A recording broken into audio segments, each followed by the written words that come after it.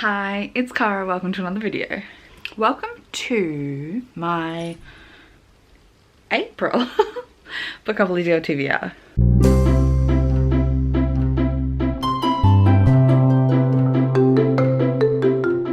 So today bookopoly deal is choosing my TBR as per usual.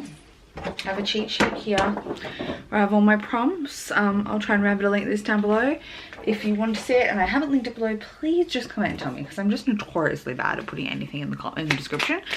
My least favorite part of making videos is editing and uploading, and I often get so lazy and so over it by then that often I forget, or more importantly have the entire can't be bothered on them, forget to go back and do it later. Yes, so last month was a bit of a doozy. I had a lot of books on my TBR last month. You'll be able to see it linked in the playlist below. And I'm hoping for a little lighter month this month from bookopoly deal so I can have a bit of freedom. I still haven't finished all my bookopoly deal books for March, but I feel like I'm on track, so we're not going to take a punishment. But if something goes disastrously wrong,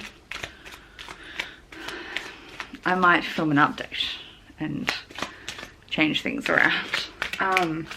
We're going to be playing this game up here. This is a Monopoly based card game, and we'll be using it to pick a TBR this month, so let's go. Got my trusty blue tack to stick things up. Obviously if this is your first video you're watching about bookopoly deal, there's a whole playlist. I don't know if I'm ever good at giving instructions on how the whole thing works, but yeah, basically we draw cards, they give us prompts and other fun scenarios based on these cards. So our first card is a wild card, and this is red or yellow. There we go. I'll put properties along here, which is our normal spot for that. So that is a new release or a contemporary, or both. I know exactly what I'm going to pick for this because I'm so excited about it. And that is Tripping Arcadia by Kit Makequist. This is a gothic novel. It is queer, trans, I think. The author Kit is trans mask, or just trans. Yeah, trans mask. And I've just heard amazing things about this. Like, I don't know that much about the plot. I don't want to know. It just has all the right vibes. It is adult, so it's like, but maybe in that crossover where it might have YA pacing and writing style, but in an adult setting. I feel like that's what this is, but I'm not 100% sure. I'm so excited about it. So this is pick one. I don't think I mentioned, but we're trying to get to one property set of 3 or 4, depending on, you know, the property, or 2. Wild cards could count, so this could count towards red or yellow. Purple. This is Pall Mall.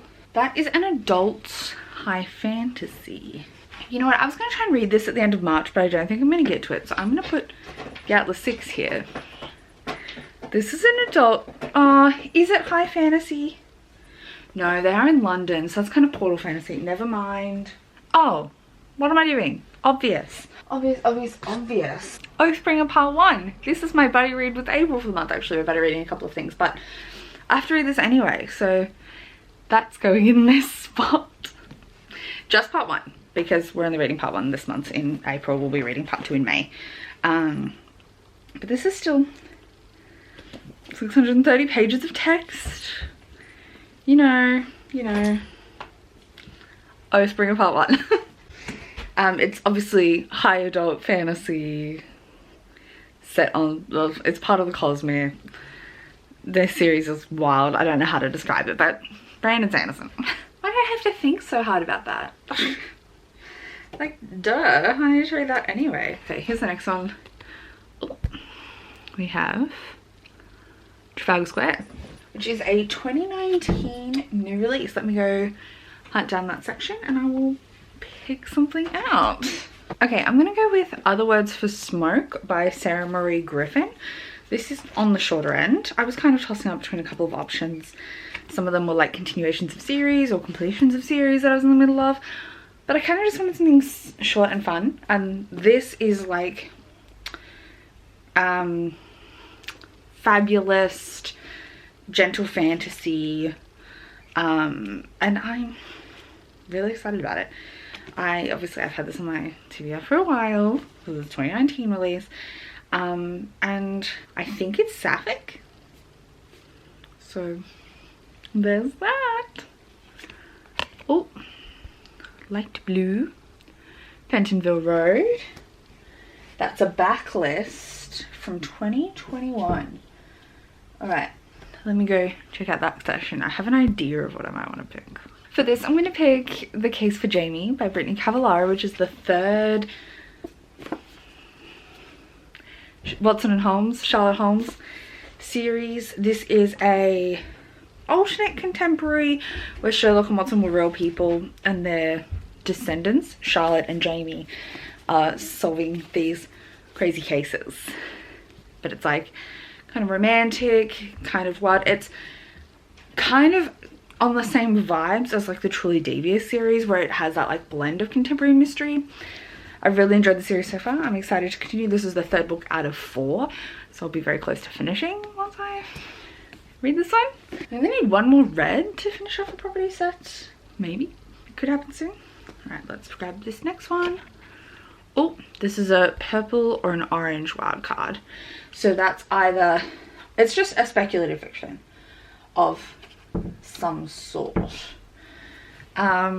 Well, for that I might do another body read, which I'm going to be reading in the month anyway, so I might just pop it here, where it's not going to matter what like style it is. And for that I'm going to put Jingo by Terry Pratchett.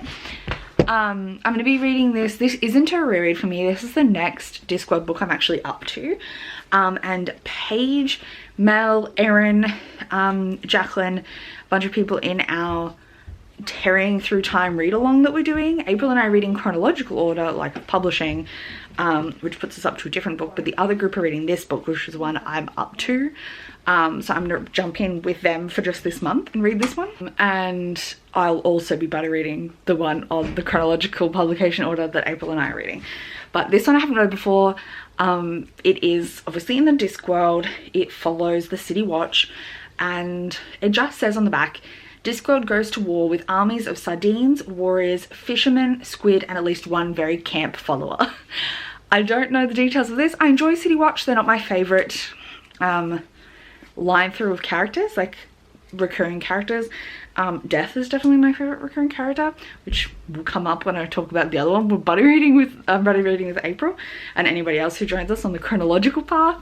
But yeah, so I'll pop this in here because it does fit speculative fiction, and there was no requirement for when I bought it or anything like that, or adult or young adult. So we'll pop this in here, Jingo by Terry Pratchett. And I'm not going to buy the next one I'm up to in actual reading order for the first time, because I'm going to catch up and fill in all the ones I didn't own physically with April. Alright, what's next? We now have 2 purples. I might actually spin this around. 2 reds. So we are progressing. This does not help. This is a wildcard black or a utilities. Utilities is a romance, which might work well for me because I don't really want someone else to choose if I can help it. And I have a romance on my list that I'm not going to be able to get to in March. It was on my list for March. It's not going to happen. And that is Love and Other Disasters by... Hello? Bye. Sorry, that was my cat. By Anita Kelly. This is a MasterChef inspired romance featuring a queer girl and a non-binary guy, or they might be gender fully non-binary without aligning to a particular gender type, using they them pronouns. And I'm excited.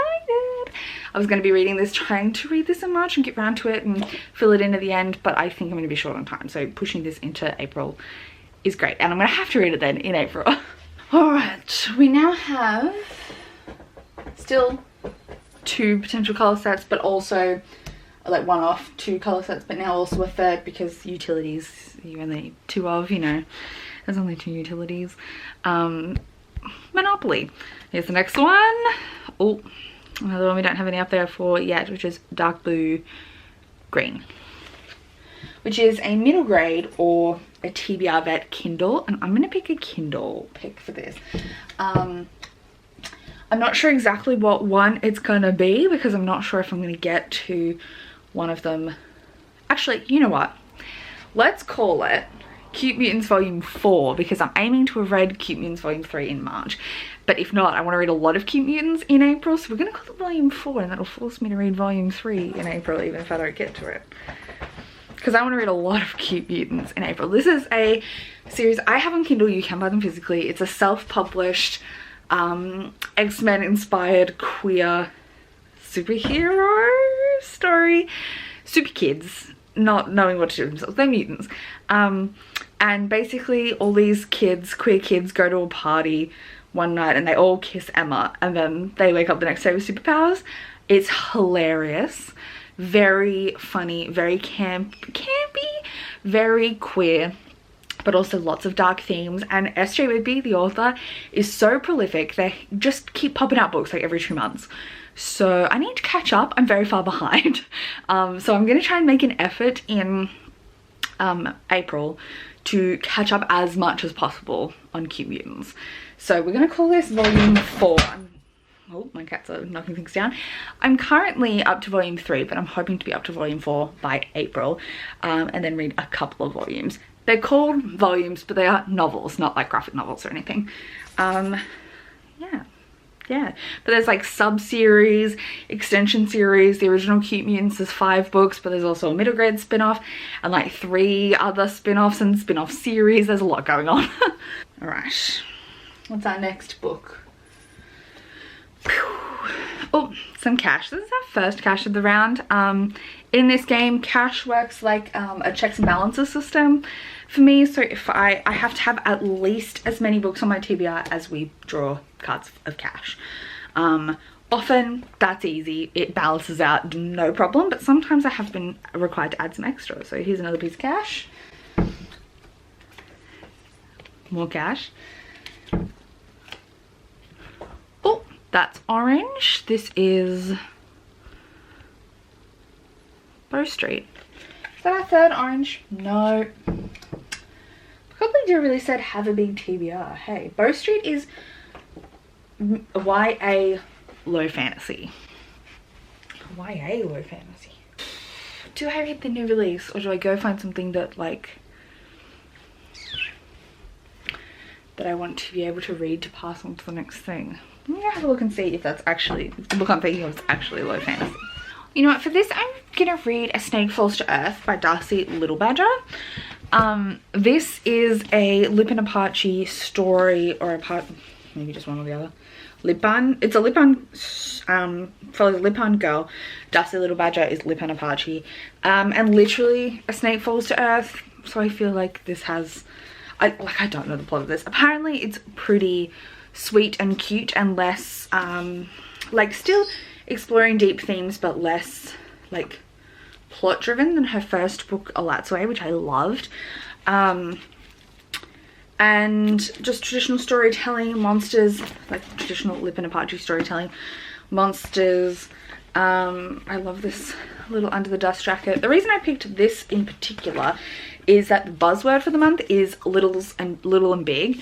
And I'm taking her name to count, Darcy Littlebadger. I'm counting her name in the buzzword so that I can tick that off by reading A Snake Falls to Earth. Alrighty, here's our next wild card, which means we're done and I can read literally anything. And we didn't even get any +1s this round. What's my literally anything gonna be? Do I put the Atlas 6 here to make sure I read it? Is there something else out that I want to read, or I put one of those? So many options. So many options. You know what? We need to get through this little set of random stuff I got going on over here. So I think we might put here How We Fall Apart by Katie Zhao. This is a dark academia kind of thing following a bunch of Asian American students. I don't know if they're all Chinese or a mix, but someone dies and betrayal will haunt you from the grave. So that is going to be my, it is YA dark academia, it's going to be my total wildcard pick. So we don't have much cash, so we don't have anything to add on that front. We don't have any plus ones to look at. We just have 1, 2, 3, 4, 5, 6, 7, 8, 9 books on the TBR. It feels less achievable. Achievable. I also have the buddy read with April. We'll be reading Mort. I'll be rereading Mort. This is obviously another Discworld book by Terry Pratchett. This is the 4th novel and follows Death, and Death's newly hired assistant Mort. And I love this book with all my heart. I have such nostalgic feelings for it, and I'm sure I will love it just as much on a reread. So, and it's also really short compared to like even Jingo. It's like 260 pages, 255 pages, so it won't take me long. That's also going to be in the cards for the month. Obviously I'll be trying to read a bunch of Cute Mutants books. There's not even a single audiobook on here, so I will be reading audiobooks in the month, including Too Much Lip by Melissa Lukashenko, which is an Australian Indigenous owned voices novel. I can't remember what country she's from within Australia, but I'm really excited about it. I've got that audiobook out. I've got it on reserve. What else am I? There's nothing else I'm definitely going to be reading, but a bunch of things I would like to read, like Atlas 6 if I don't quite get to it at the end of this month. Hopefully I get to all these. Wish me luck. Wish me luck. Thanks so much for watching this video. If it wasn't aware, this wildcard can go with literally any. So we now have a full set of orange, we have a full set of dark blue, we have a full set of utilities like the greeny colour, light green, we have a full set of purple, we have a full set of red. You know, we got a bit of everything, so yeah. Thank you so much for watching, and I'll see you soon with another video. Thank you so much. Bye.